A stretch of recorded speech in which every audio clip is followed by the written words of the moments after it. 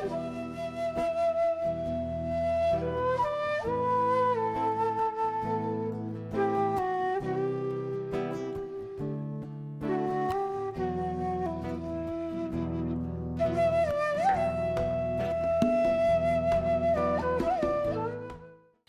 autre élément qui apparaît à cette époque-là, c'est le propulseur, qu'on appelle aussi atat, c'est un mot nahuatl. Et vous voyez le dessin en bas qui vous montre le monsieur qui tient ce propulseur sur lequel est fixée la flèche, et le propulseur est une sorte d'extension du bras et permet donc au chasseur d'aller plus loin et de mieux viser sa proie avec ce propulseur. Mais il faut avoir beaucoup de force dans le bras pour pouvoir l'utiliser. Et à partir donc de 8000 ans avant Jésus-Christ, le continent américain est donc peuplé. Le corridor du détroit de Bering est maintenant sous l'eau et on va assister à la première révolution culturelle américaine qui est non pas une révolution comme on a chez nous entre le paléolithique, le néolithique, l'âge de bronze, l'âge de fer et ainsi de suite, mais la révolution qui va se faire par la sédentarisation. C'est-à-dire que l'homme américain va abandonner ses habitudes de nomade et va se sédentariser. Et cette sédentarisation, elle se fait autour de l'invention, ou du moins du travail d'une plante sauvage qui s'appelle le théocynte, et ce maïs sauvage va devenir le maïs actuel. Et c'est par hybridation, par sélection, que l'homme américain va faire passer l'épi de maïs de l'époque, qui était de 3 cm, à un maïs comme celui que vous voyez ici sur la photo, qui atteint jusqu'à 20 cm de longueur. Et on sait maintenant, on connaît l'évolution qui a été faite entre l'épi de théocynte et l'épi de maïs actuel. Et maintenant, on arrive à une production de maïs, regardez, qui est bicolore, tricolore, quadricolore. On en a du marron, on en a du vert, on en a du rouge. On a vraiment une variété de maïs absolument incroyable qu'on ne connaît pas chez nous d'ailleurs et qui est très présent partout sur le territoire américain. Et donc le maïs, c'est la plante miraculeuse par excellence parce qu'elle est facile à cultiver, facile à récolter. Ensuite, on va la moudre dans ces pierres à moudre que vous voyez ici qu'on appelle les métatés. On mélange avec de l'eau et on fait les galettes. Les codex aztèques, comme celui que je vous présente ici, nous illustrent très bien cette pratique de la préparation de ce qu'on appelle la tortilla. La tortilla, c'est la pâte de maïs qui va servir à recevoir des aliments à l'intérieur, c'est-à-dire que c'est le pain local en réalité. Une autre culture très importante pour la partie sud-américaine, c'est la pomme de terre. La pomme de terre, elle apparaît au Chili tout d'abord, et puis elle va ensuite se diffuser à d'autres pays sud-américains. Et là aussi, on a une variété de pommes de terre absolument phénoménale. Si on tient compte des sous-espèces, on est à près de 7000 variétés de pommes de terre. Autant dire que nous, en Europe, nous n'en connaissons qu'une petite partie. Et puis, on a quelques tubercules aussi qui sont proprement américaines, comme celles qu'on trouve dans les Andes, l'oyuco, ici à gauche, et la oca, qui sont des tubercules particulières, qui sont un petit peu entre le navet et la carotte. Le oca, par exemple, ça ressemble à une carotte, ça a la forme d'une carotte, mais ce n'est pas une carotte, c'est une tubercule qui va être consommée déjà depuis les premières implantations humaines. Un autre élément très important aussi dans le monde agricole américain, c'est le cacao. Et le cacao, on a longtemps imaginé que c'était les Mayas dans la partie mésoaméricaine qui l'avaient découvert et qui l'avaient travaillé pour en faire une boisson chocolatée. On sait maintenant qu'en fait le cacao a été domestiqué en Amazonie et on a un site au Pérou qui s'appelle Monte Grande dans lequel vous voyez qui est représenté en forme de spirale. Dans la partie centrale du foyer, eh bien, on va retrouver des graines de cacao qui datent donc de l'époque de 5000 ans avant Jésus-Christ, donc des graines très très anciennes. Les Mayas vont inventer simplement la boisson du chocolat, mais les graines de cacao, elles, sont domestiquées bien avant cela. Et on sait aussi que sur le continent américain, eh bien, on n'a pas d'animaux domestiques. Pas de bœufs, pas de vaches, pas de brebis, pas de chèvres. À l'époque préhispanique, dans l'Amérique du Sud, on a 2 animaux domestiques, enfin 3 d'animaux domestiqués. D'abord le chien sans poil que vous voyez ici, qui est une espèce complètement américaine, qui a failli disparaître mais qui maintenant est protégée. Le cochon d'Inde, qu'on appelle aussi couille, qui se mange, qui s'élève et qui se mange. Et puis bien sûr les lamas et les alpacas, qui ne sont présents qu'en Amérique du Sud et qui vont être destinés à l'alimentation, puisque c'est une chair qui se consomme, mais aussi à l'utilisation de la laine, et le lama, lui, sera un animal de portage. Du côté mexicain, on n'a pas de cochon d'Inde, on n'a pas de lama, on n'a pas d'alpaca, mais on a le guajolote, qui est le dindon mexicain. Mais on a aussi, par contre, le chien sans poil. Donc ce sont que les seuls animaux domestiques que l'on trouve sur le continent américain. De même, on a longtemps supputé l'origine de la céramique en Amérique. On l'a longtemps attribué à ces jolies petites figurines que vous voyez ici à droite, réalisées en Équateur, le long de la côte pacifique, qu'on appelle les Vénus de Valdivia, Valdivia étant le site sur lequel on les a trouvées, qui sont datées de 3500 ans à 4000 ans avant Jésus-Christ.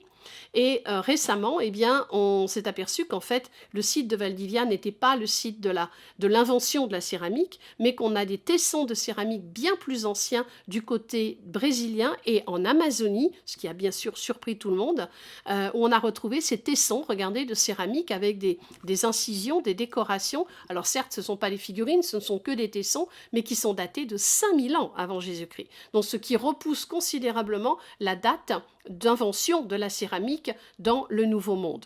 Pendant très longtemps, on a dit que c'était comme en Europe, qu'on l'avait vers 10 000 ans avant Jésus-Christ, mais il faut se reconnaître qu'on n'a pas de datation aussi ancienne, mais quand même 5000 ans, c'est quelque chose quand même d'assez surprenant, surtout dans la partie de l'Amazone.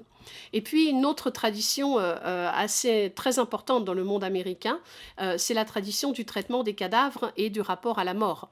Dans le monde américain, dans toutes les cultures qui vont se développer par la suite, le traitement des personnes décédées, la façon dont on va les positionner dans un espace funéraire est très lié aux croyances religieuses et de ce qui va arriver aux défunts dans le monde futur, après la vie. Et la mort, en réalité, est souvent considérée comme une étape de la vie. La mort fait partie de la vie. Mais on a une tradition assez surprenante qui va être mise au jour justement dans les années 20, où on va découvrir le long de la côte chilienne, à côté de la petite ville actuelle d'Arica, des restes de momies, mais de momies un peu particulières. Vous voyez ici une photo qui vous montre en fait un cadavre dont on a enlevé la peau, on a exposé les os, et on va remplacer certains de ces os par des petits morceaux de bois. Vous voyez, les bras et les jambes sont en fait remplacés par des morceaux de bois, et une fois qu'on a fait ça, on va en fait remplir l'intérieur du corps avec des coquillages, avec de la terre, avec des poils d'animaux, différentes choses, et ensuite on va remettre la peau de l'individu à l'extérieur, et sur le visage de l'individu, on va placer une espèce de plaque d'argile qui représente une représentation très minimaliste des yeux, du nez et de la bouche. Et ces momies, en fait, on les appelle les momies de Chinchorro, puisque le site sur lequel on va les trouver porte ce nom. Et ces momies, en fait, alors, momies, oui et non, parce que on ne cherche pas à préserver les tissus et la chair, on remplace en fait, on ne garde que le squelette et on remplace en fait tout ce qui constituait les muscles et la chair. Et ces momies dont il ne reste pas grand-chose d'humain représentent en fait des personnes adultes, des hommes, des femmes, mais aussi des enfants. Regardez la photo ici à droite, voire même des nourrissons. On a longtemps pensé que les sociétés les plus avancées étaient celles qui avaient produit une technique de momification très élaborée, comme en Égypte par exemple. Or, ces momies de Chinchorro représentent en fait des sociétés très basiques, très simples. Elles sont datées de 5000 ans avant Jésus-Christ. Et on a ici des petits groupes de communautés locales qui vivaient de la pêche, qui ne connaissaient pas l'art du textile, qui ne connaissaient pas la métallurgie, mais qui vont mettre un soin particulier à traiter leurs morts, à traiter les cadavres pour garder probablement le plus longtemps possible ces défunts et à probablement continuer d'avoir un culte important auprès de ces défunts. Et longtemps aussi, on a pensé que les populations qui pratiquaient la momification des défunts ne la pratiquaient que pour les gens d'une certaine élite sociale. Justement, en Égypte, ce sont les pharaons et les gens importants qui se faisaient momifier. Eh bien, chez les Chinchorro au Chili, c'est monsieur et madame tout le monde. Ce sont des adultes, ce sont des enfants, ce sont des nouveau-nés, et toute la population, en fait, avait droit à ce traitement qui devait être réalisé par une classe sociale particulière de gens qui étaient habilités pardon, à réaliser ce traitement parce qu'il demandait un savoir-faire et demandait une technicité, mais c'était offert à tout le monde. Donc cette technique en fait des momies de Chinchorro, elle apparaît donc vers 5000 ans avant Jésus-Christ et elle va continuer à peu près jusque vers 2000 ans avant Jésus-Christ et elle va disparaître d'un seul coup. On ne sait pas exactement ce qui s'est passé, pourquoi cette tradition va être abandonnée à un moment donné, mais elle va effectivement disparaître. Et voilà ici un visage qui, donc, je vous expliquais tout à l'heure, qui va être sculpté de façon assez simple pour représenter le nez, la bouche et les yeux, et qui est ici en plus enveloppé dans une sorte de panier en roseau pour protéger en fait le corps de l'individu. Donc c'est une découverte assez extraordinaire, celle des momies de Chinchorro, d'abord parce que c'est la trace de la plus vieille technique de momification au monde, et puis qui remet en question justement toute l'analyse que l'on avait faite des techniques de momification par rapport à la structure des sociétés. Donc vous voyez que ce continent américain, en fait, il ne se développe pas exactement comme le nôtre.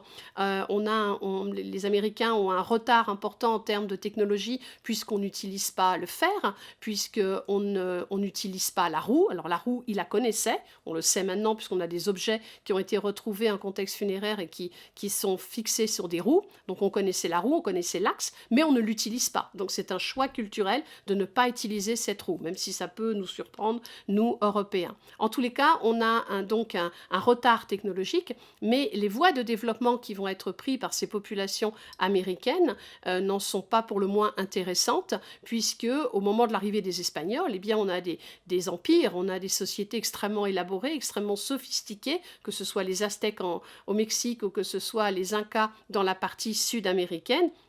Le monde américain choisit une orientation qui est différente de la nôtre et dans lequel, en fait, l'homme s'intègre davantage à la nature. Dans le concept américain, l'homme fait partie de la nature et n'est pas simplement une entité extérieure qui cherche à l'exploiter, mais l'homme se positionne à l'intérieur de la nature et entretient avec celle-ci des rapports et des connexions tout à fait particulières qui vont donner naissance justement à une sorte de cosmologie, à une nouvelle perception de la relation entre l'homme et l'environnement qui va plus tard s'illustrer à travers des religions autochtones tout à fait complexes, tout à fait particulières, qui n'ont rien à voir avec nos perceptions à nous de notre religion et de notre rapport à la nature. Et c'est ça qui va bien sûr marquer le choc violent de la rencontre des deux cultures au moment de l'arrivée des Espagnols. Je vous parlais tout à l'heure de l'absence de domestication d'animaux sur le continent américain.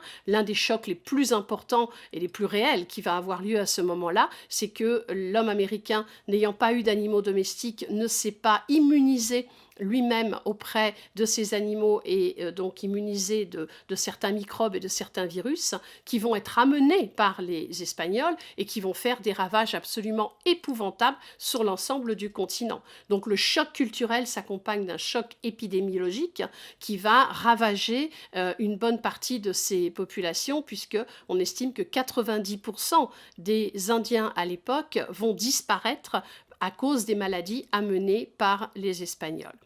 Donc je termine ici cette présentation. Je vous remercie de votre attention.